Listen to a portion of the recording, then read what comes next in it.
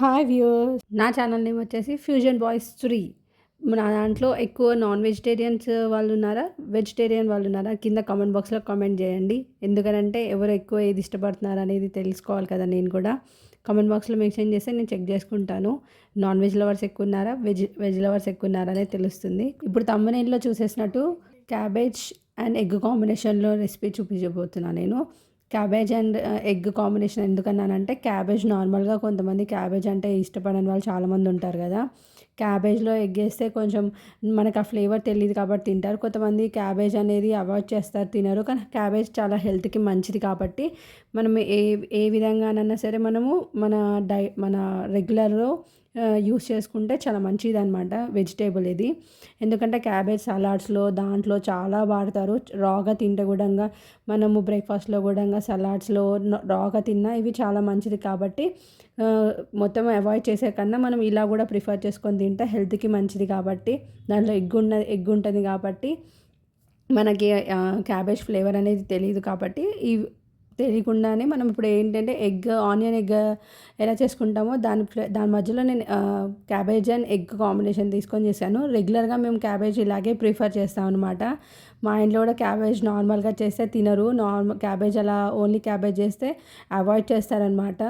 అది cabbage curry చేసినప్పుడు అలాగే ఉంటుంది కాబట్టి నేను ఎప్పుడైతే ఎగ్ ఇలా వేయడం స్టార్ట్ చేశానో అప్పుడు అందరూ ఇష్టంగా తినడం స్టార్ట్ చేశారు. ఎందుకంటే దాని ఫ్లేవర్ కానీ మనం అది క్యాబేజ్తో కుక్ చేసామని కూడా తెలియదు అనమాట.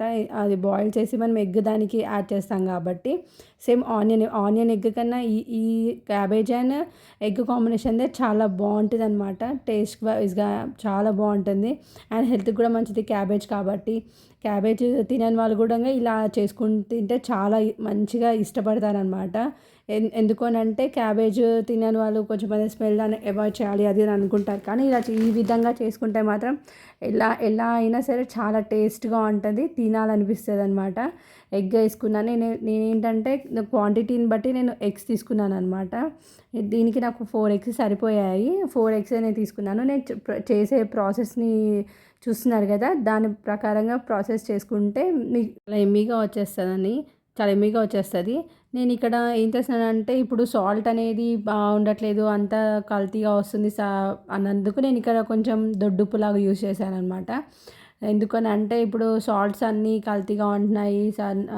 రాక్ సాల్ట్ కూడా యూజ్ చేయొచ్చు, కానీ కర్రీ కాబట్టి నేను ఇది ప్రిఫర్ చేశాను. జస్ట్ నేను చాలా రేర్గా యూజ్ చేస్తాను అనమాట. ఇది ఎక్కువ రాక్ సాల్ట్ అనేది యూజ్ చేస్తాను. ఇక చూడండి, నేను ఎగ్స్ అనేది బ్రేక్ చేసేసుకొని ఇలా వేసేసుకున్నాను. ఎగ్ అనేది కాసేపు అయ్యాక ఒక 5 to 10 minutes 5 minutes అట్లా కుక్ అవ్వగానే నేను తిప్పేస్తున్నాను. చూడండి, అలాగే మనం అది తిప్పాలన్నమాట.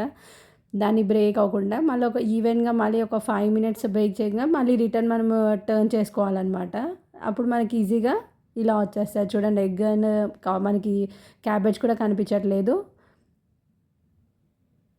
ఇలా చేసుకుంటే చాలా ఎమ్మీగా ఉంటుంది, బాగుంటుంది. ఒకసారి ట్రై చేయండి. క్యాబేజ్ లవర్స్ అలా ప్రిఫర్ చేయని వాళ్ళు ఇలా ప్రిఫర్ చేస్తే మీకు నచ్చుతుంది. మీరు కూడా టేస్ట్ చేస్తే చాలా బాగుంటుంది. రోటీకైనా రైస్కైనా చాలా బాగుంటుంది. Please do like, share and comment. Yummy veg cabbage and egg combination recipe prepare అయిపోయింది. చూసేయండి ఎంత బాగుందో, కలర్ఫుల్గా చాలా బాగుంది.